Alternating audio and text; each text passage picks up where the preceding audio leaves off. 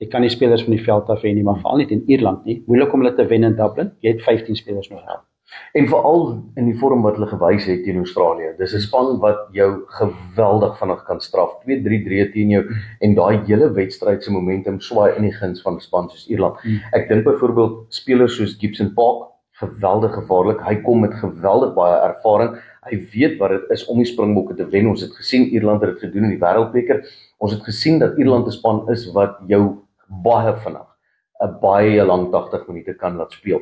En soos jy sê, 15 manne is wat nodig is op die veld, maar ek wil vir jou sê, om vir Ierland in die vorm wat hulle tans is, gaan ek die volle 23 vat om vir Ierland te pak.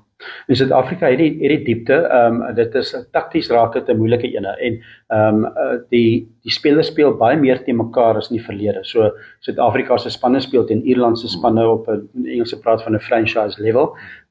Dink jy dat dit byvoorbeeld miskien Ierland meer of Suid-Afrika meer of hulle weet meer van mekaar eintlik? Ja. So dit raak meer 'n taktiese ding tussen die afrigters.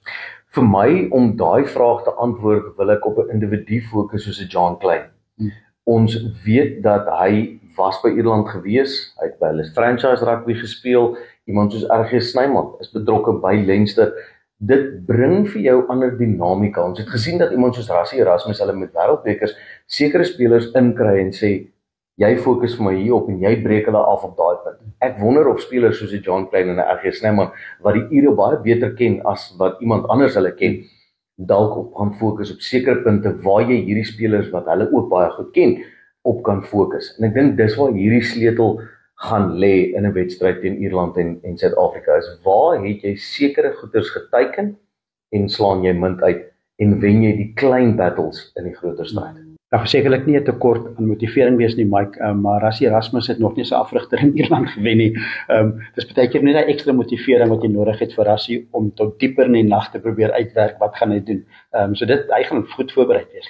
Wat vir my merkwaardig is as jy gaan na Ierland toe. Rassie het geweldig baie aansien in en om Ierland. Hy het baie vriende daarso. Hy was afrigter by Munster gewees. Die oud Munster spelers praat vandag nog van wat hy vermag het en die tipe mens wat hy is. Dis die een plek waar hy nog nie kon wen nie.